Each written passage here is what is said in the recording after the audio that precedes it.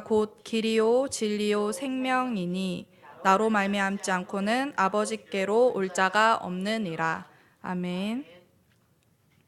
앞으로 저를 포함한 전도사님들이 금요 찬양 예배 말씀을 전할 때 새생명 새생활 교재를 가지고 함께 말씀을 나누도록 하겠습니다. 새생명 새생활은 복음 편지를 통해서 10번의 기초 교육을 마치고 양육을 하는 총 20가로 이루어져 있는 양육 교재입니다. 불신자나 새가족을 대상으로 하고 신앙생활의 기본인 영접에서부터 이제 그리스도 안에서 신자의 영적인 소속과 증거, 기도, 예배의 중요성, 영역, 마음, 생활, 치유, 또 가정 치유를 전반적으로 다루면서 새로운 생활을 할 수 있도록 도와주며 특히 교회에 새로 등록한 새가족이 정확하게 정착할 수 있도록 도와주는 교재입니다. 오늘은 새생명 새생활 1과 구원의 길을 함께 나누도록 하겠습니다.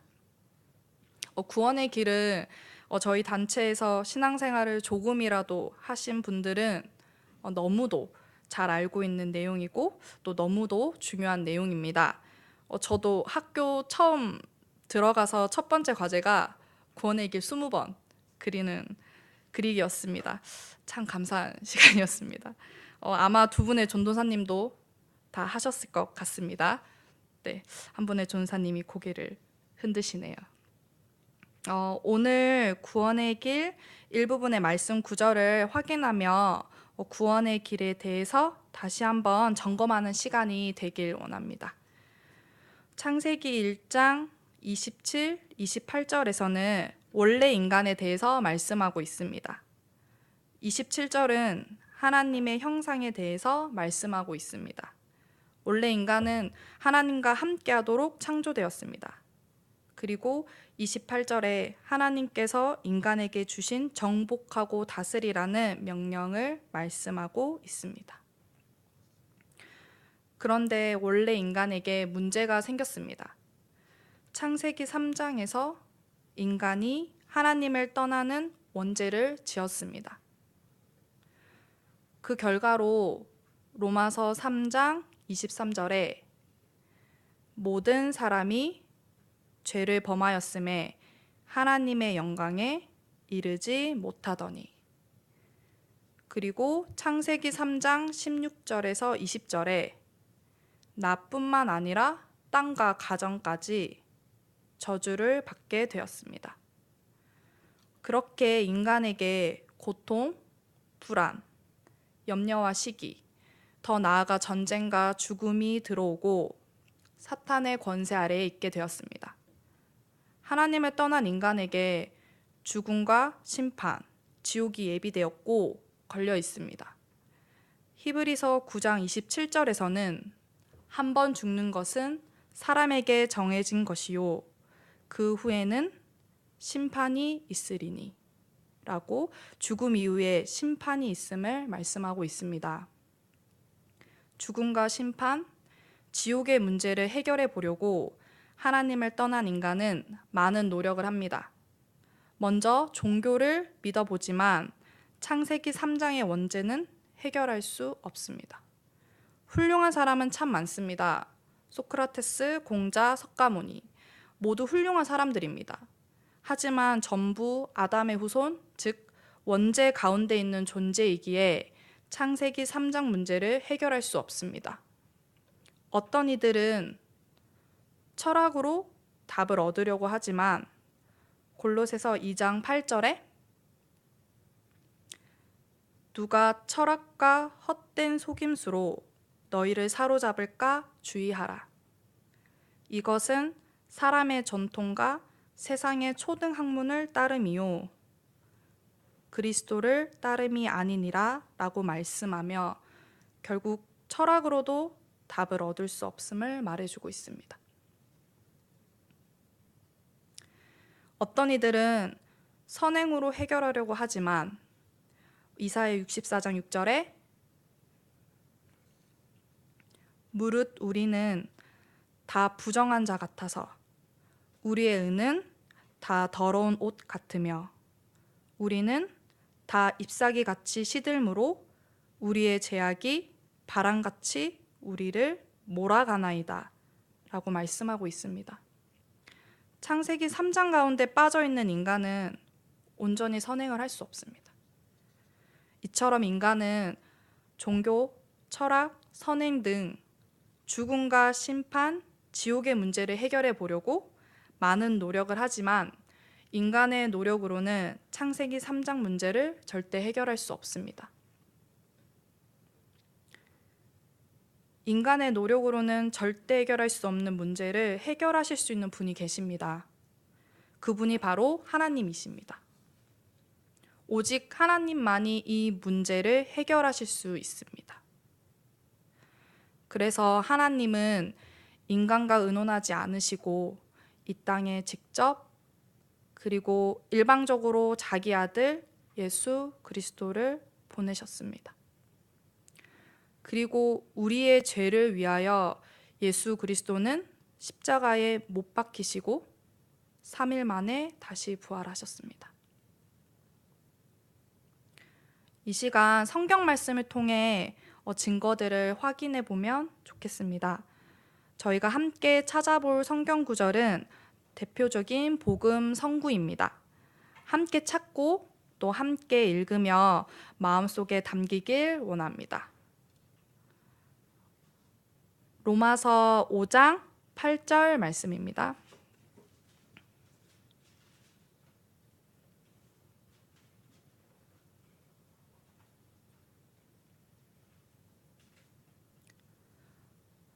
우리가 아직 죄인 되었을 때 그리스도께서 우리를 위하여 죽으심으로 하나님께서 우리에 대한 자기의 사랑을 확증하셨느니라.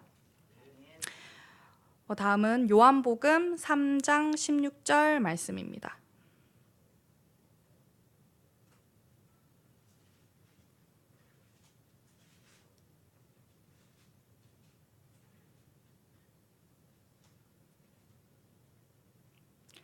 하나님이 세상을 이처럼 사랑하사 독생자를 주셨으니 이는 그를 믿는 자마다 멸망하지 않고 영생을 얻게 하려 하심이라. 그리고 고린도전서 15장 3절에서 4절 말씀입니다.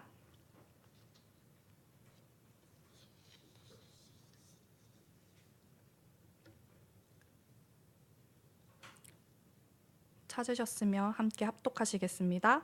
내가 받은 것을 먼저 너희에게 전하였노니 이는 성경대로 그리스도께서 우리 죄를 위하여 죽으시고 장사 지낸 바 되셨다가 성경대로 사흘 만에 다시 살아나사.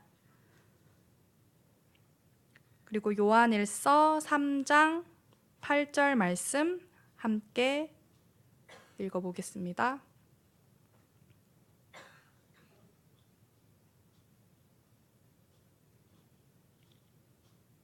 함께 읽어보겠습니다.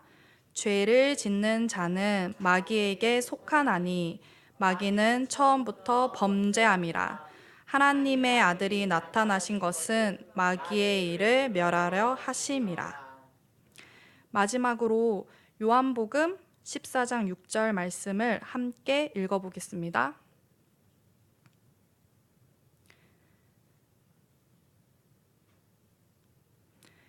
예수께서 이르시되 내가 곧 길이요 진리요 생명이니 나로 말미암지 않고는 아버지께로 올 자가 없느니라. 아멘. 그러면 어떻게 하면 구원을 받을 수 있을까요? 요한복음 1장 12절에 영접하는 자, 곧 그 이름을 믿는 자들에게는 하나님의 자녀가 되는 권세를 주셨으니 라고 말씀하고 있습니다. 또 로마서 10장 9절에서 10절 말씀에 내가 만일 내 입으로 예수를 주로 시인하며 또 하나님께서 그를 죽은 자 가운데서 살리신 것을 내 마음에 믿으면 구원을 받으리라. 사람이 마음으로 믿어 의에 이르고 입으로 시인하여 구원에 이른다고 말씀하셨습니다. 예수 그리스도의 이름을 믿는 자들이 구원을 받을 수 있다고 말씀하고 있습니다. 그러면 언제 구원을 받아야 할까요? 지금 기도로 예수님을 영접하면 됩니다. 지금 함께 저를 따라서 기도하시면 됩니다. 사랑의 하나님, 하나님의 놀라운 사랑과 구원의 계획에 감사드립니다. 이제 나는 죄인인 것을 깨닫고 회개합니다. 지금 내 마음에 문을 열고 예수님을 내 구주, 내 하나님으로 영접합니다. 내 죄를 용서해 주시고 나를 구원해 주셔서 감사합니다. 이제부터 하나님의 뜻에 순종하며 살길 원합니다. 예수 그리스도 이름으로 기도합니다. 아멘. 진심으로 예수님을 영접하셨나요? 이제 모든 저주에서 해방받고 성령이 나와 영원히 함께 하시는 사실을 믿으시며 사시길 바랍니다. 마지막으로 요한일서 5장 11절에서 13절 말씀을 함께 읽고 마치도록 하겠습니다. 요한일서 5장 11절에서 13절입니다.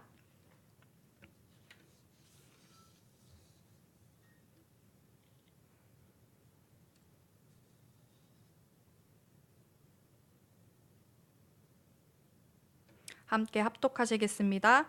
또 증거는 이것이니 하나님이 우리에게 영생을 주신 것과 이 생명이 그의 아들 안에 있는 그것이니라.